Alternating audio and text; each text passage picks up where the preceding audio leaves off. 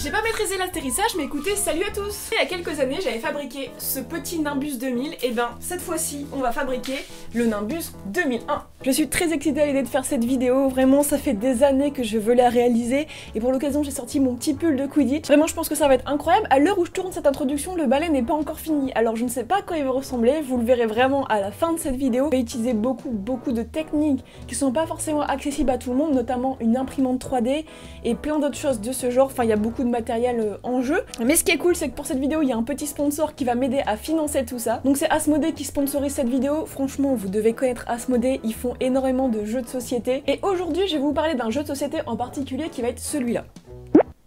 Je recommence. Qui va être celui-là.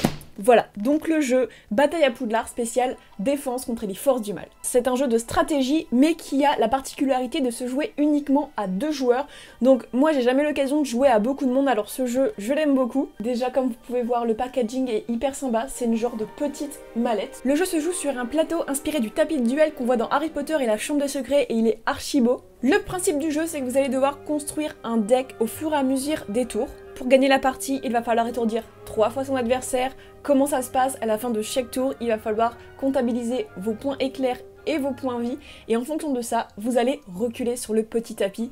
Une fois reculé du tapis, vous tombez et vous êtes étourdi. Vous allez acquérir des spécificités en fonction de la maison que vous avez, des personnages que vous allez récupérer, mais également des sorts et des objets. Vous allez pouvoir acquérir des sortilèges en les gagnant ou en les achetant, et vous allez pouvoir les utiliser contre votre adversaire, et ça va vous apporter des bonus et à votre adversaire des malus. Et c'est la même chose pour les objets que vous allez jouer pendant votre tour. Et si vous êtes des petits serpentards, vous allez pouvoir provoquer des maléfices chez votre adversaire. C'est-à-dire qu'il va devoir piocher ce genre de carte vraiment pas cool. Ça va lui donner plein de désavantages pendant son tour et pendant ses parties, et vous, pendant ce temps-là, vous allez pouvoir avancer tranquillement dans votre jeu. Plus concrètement, comment se déroule un tour? Si vous avez des maléfices, et ben vous regardez un peu ce qui se passe pour vous. Ensuite, vous allez pouvoir jouer les cartes qui sont dans votre main pour ce tour, donc ça correspond aux cartes que je vous ai montrées juste avant. Si les jeux de stratégie c'est pas trop votre truc de base, moi je vous conseille celui-ci parce que c'est un très bon jeu pour commencer. De base c'était pas trop mon truc non plus, et franchement ça m'a grave donné envie d'en tester plein d'autres. Bon c'est pas tout, mais nous on a un balai à construire, donc c'est parti.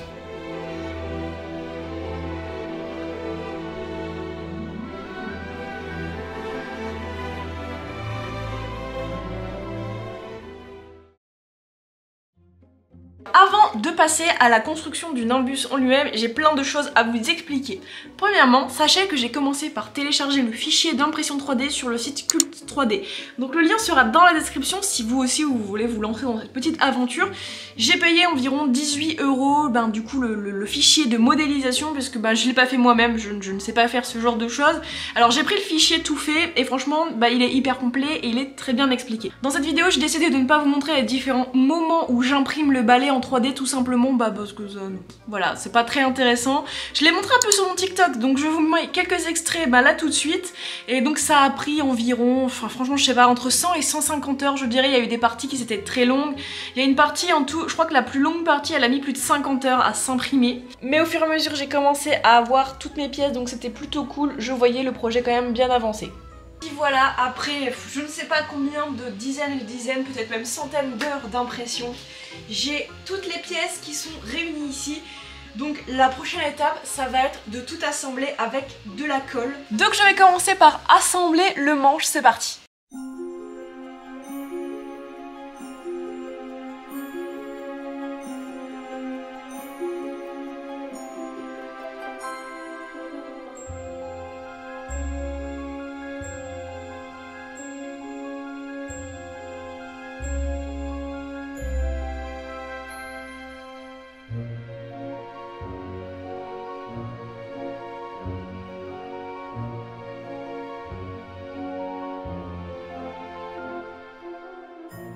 Je dois vous avouer que pour l'assemblage j'ai eu un peu peur au début parce que je pensais pas m'y retrouver, et au final je me suis rendu compte qu'avec le modèle 3D étaient fournies des petites explications pour tout assembler, donc étape par étape, c'était plutôt cool. Donc j'avais l'étape du manche, ensuite j'avais l'étape de la brosse, puis l'étape des repose-pieds, tout était super bien expliqué, donc c'était plutôt sympa.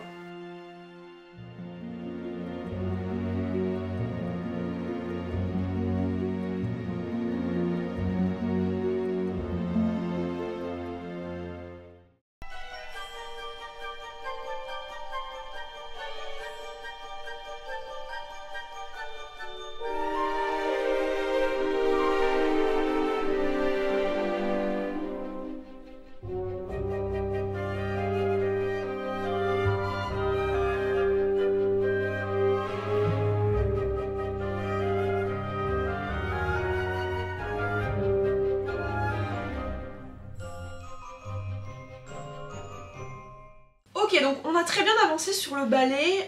Vous l'avez vu dans les précédents plans, j'ai mis de l'enduit en fait sur certaines parties du balai en fait, et ça va être surtout pour cacher les petites interstices qu'il va y avoir entre chaque morceau du coup d'impression 3D que j'ai assemblé. Il va rester à le poncer.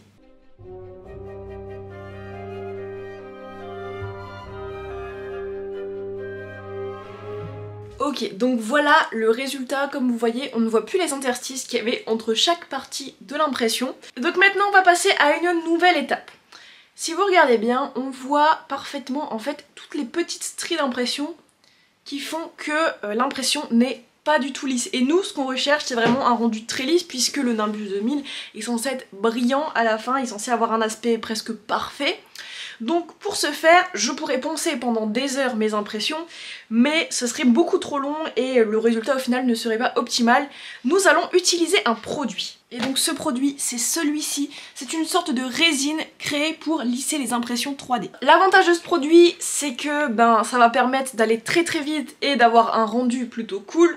Le désavantage, c'est qu'il est très cher. Cette petite boîte m'a coûté déjà 30 € et qu'il est très nocif en fait pour la santé. Donc pour cela, je vais m'équiper. Donc masque et gants. Et bien sûr, vous faites ça dans une pièce séparée et si possible aérée.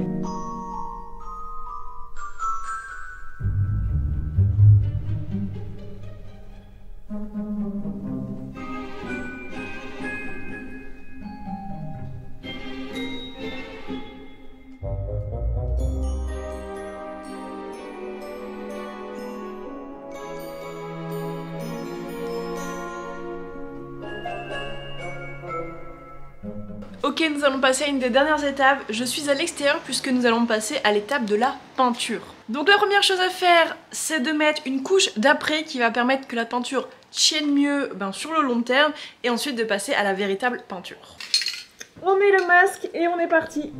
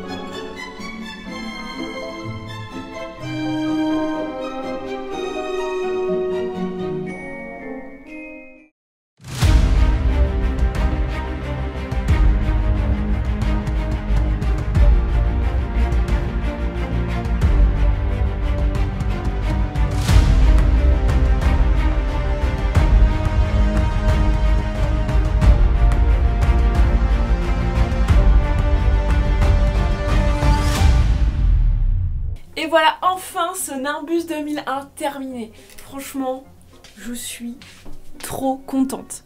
J'ai passé tellement de temps dessus, il est pas parfait, mais waouh, j'en suis trop contente. Trié et articulé.